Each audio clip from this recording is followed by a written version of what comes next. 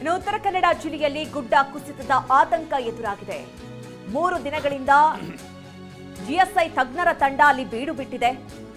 ಗುಡ್ಡ ಕುಸಿತದ ಬಗ್ಗೆ ಆತಂಕ ಪಡುವಂತಹ ಅಗತ್ಯ ಇಲ್ಲ. ಜಿಎಸ್ಐ ತಜ್ಞರ ತಂಡದಿಂದ ಜಿಲ್ಲಾಡಳಿತಕ್ಕೆ ವರದಿ ಕೂಡ ಸಲ್ಲಿಸಲಾಗಿರುವಂತದ್ದು. ಕಾರವಾರದ ಹಬುವಾಡ ಪ್ರದೇಶದಲ್ಲಿ ಜನ ನೆಲೆಸಬಹುದು, ಅಂದ್ರೆ ಎಲ್ಲೆಲ್ಲಿ ಜನಕ್ಕೆ ಅಲ್ಲಿ ವಾಸಿಸೋದಕ್ಕೆ ಅವಕಾಶ ಇದೆ ಅನ್ನುವಂಥ ಕುರಿತಂತೆ ಈಗಾಗಲೇ ತಜ್ಞರ ತಂಡ ಒಂದು ವರದಿಯನ್ನ ನೀಡಿರುವಂತದ್ದು. ಶಿರಸಿ ತಾಲೂಕಿನ ದೇವಿಮನೆ ಘಟ್ಟದಲ್ಲಿ ಮುನ್ನೆಚ್ಚರಿಕೆ ವಹಿಸುವಂತೆ ಕೂಡ ಸೂಚನೆಯನ್ನ ನೀಡಲಾಗಿದೆ. ಇನ್ನು ಈ ಬಗ್ಗೆ ನಮ್ಮ ಪ್ರತಿನಿಧಿ ಸೂರಜ್ ವರದಿಯನ್ನು ಕೊಟ್ಟಿದ್ದಾರೆ, ಬನ್ನಿ ನೋಡೋಣ. ಉತ್ತರ ಕನ್ನಡ ಜಿಲ್ಲೆಯಲ್ಲಿ ಮಳೆಯ ಅಬ್ಬರ ಸ್ವಲ್ಪ ಕಡಿಮೆ ಆಗಿದ್ರೂ ಸಹಿತ ಗುಡ್ಡ ಕುಸಿಯುವ ಭೀತಿ ಮಾತ್ರ ಇನ್ನೂ ಕಡಿಮೆಯಾಗಿಲ್ಲ. ಹಾಗಾಗಿ ಕಳೆದ 3 ದಿನಗಳಿಂದ ಜಿಎಸ್ಐ ತಜ್ಞರ ತಂಡ ಉತ್ತರ ಕನ್ನಡ ಜಿಲ್ಲೆಯಲ್ಲಿ ಬೀಡು ಬಿಟ್ಟಿದೆ. ನೀವು ಈ ದೃಶ್ಯದಲ್ಲಿ ನೋಡಬಹುದು, ಇದು ಉತ್ತರ ಕನ್ನಡ ಜಿಲ್ಲೆಯ ಕಾರವಾರ ನಗರದಲ್ಲಿರುವಂಥ ಹಬುವಾಡ ಪ್ರದೇಶ. ಈ ಹಬುವಾಡ ಪ್ರದೇಶಕ್ಕೆ ಅಂಟಿಕೊಂಡೇ ಗುಡ್ಡ ಇದೆ. ಗುಡ್ಡ ಮತ್ತು ಕಾಡು ಇರುವುದರಿಂದ ಕಳೆದ ಒಂದು 5 ದಿನಗಳ ಹಿಂದಷ್ಟೇ ಇದು ಪೂರ್ತಿಯಾಗಿ ಕುಸಿದಿತ್ತು. ಈ ಕುಸಿದಿರುವ ಹಿನ್ನೆಲೆಯಲ್ಲಿ ಸುಮಾರು ಕಾರವಾರ ನಗರದ ಹಬುವಾಡ ಪ್ರದೇಶಕ್ಕೆ ಅಂಟಿಕೊಂಡೇ ಗುಡ್ಡ ಇರುವುದರಿಂದ ಸುಮಾರು 10 ರಿಂದ 15 ಮನೆಗಳಿಗೆ ದೊಡ್ಡ ಮಟ್ಟದಲ್ಲಿ ಸಮಸ್ಯೆ ಆಗಬಹುದು ಅಂತಲೂ ಸಹಿತ ಜಿಲ್ಲಾಡಳಿತ ಅರಿತುಕೊಂಡು ಸುಮಾರು ಒಂದು 15 ರಿಂದ 20 ಮನೆಗಳಲ್ಲಿರುವಂತಹ ನಿವಾಸಿಗಳನ್ನು ಬೇರೆ ಕಡೆಗೆ ಹೋಗುವಂತೆ ಮನವಿ ಮಾಡಿದ್ರು. ಆ ನಿಟ್ಟಿನಲ್ಲಿ ಇಲ್ಲಿರುವಂಥ ಬಹಳಷ್ಟು ಜನರು ಮನೆ ಬಿಟ್ಟು ಬೇರೆ ಕಡೆಗೆ ಹೋಗಿ ನೆಲೆಸಿದ್ದಾರೆ.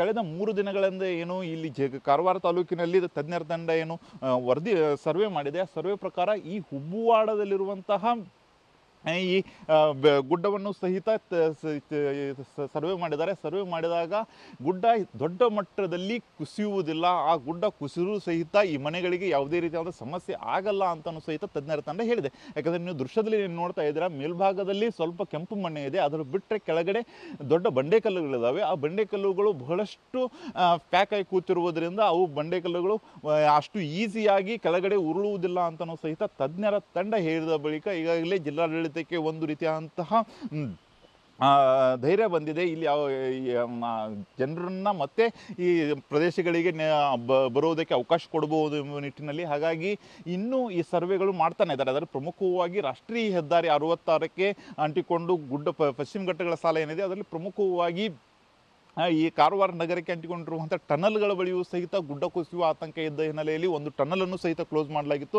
ಆದರೆ ಆ ಟನಲ್ನಲ್ಲಿಯೂ ಸಹಿತ ದೊಡ್ಡ ಮಟ್ಟದಲ್ಲಿ ಗುಡ್ಡ ಕುಸಿಯೋದಿಲ್ಲ ಅಂತಲೂ ಸಹಿತ ಈಗಾಗಲೇ ತಜ್ಞರು ವರದಿ ಕೊಟ್ಟಿದ್ದಾರೆ. ಅಷ್ಟೇ ಅಲ್ಲದೆ ಬಿನ್ಗಾ ಬಳಿಯೂ ಸಹಿತ ಅದೇ ರೀತಿಯಾದಂಥ ವರದಿ ಕೊಟ್ಟಿದ್ದಾರೆ. ಆದರೆ ಶಿರಸಿ ತಾಲೂಕಿನ ದೇವಿಮನೆ ಘಟ್ಟ ಅಂದರೆ ಸುಮಾರು ಕುಮಟಾದಿಂದ ಶಿರಸಿಗೆ ಹೋಗುವಂಥ ರಾಷ್ಟ್ರೀಯ ಹೆದ್ದಾರಿ 766 ಏನಿದೆ, ಅದರಲ್ಲಿ ದೇವಿಮನೆ ಘಟ್ಟದಲ್ಲಿ ಕಳೆದ 3-4 ದಿನಗಳಿಂದ 5 ಬಾರಿ ಗುಡ್ಡ ಕುಸಿದಿರುವ ಹಿನ್ನೆಲೆಯಲ್ಲಿ ಅಲ್ಲಿ ದೊಡ್ಡ ಪ್ರಮಾಣದಲ್ಲಿ ಗುಡ್ಡ ಕುಸಿಯುವ ಸಾಧ್ಯತೆ ಇದೆ ಅಂತಲೂ ಸಹಿತ ತಜ್ಞರು ವರದಿ ಕೊಟ್ಟಿರುವ ಹಿನ್ನೆಲೆಯಲ್ಲಿ ರಾತ್ರಿ ಸಂಚಾರವನ್ನು ಸಂಪೂರ್ಣವಾಗಿ ನಿಷೇಧ ಮಾಡಲಾಗಿದೆ.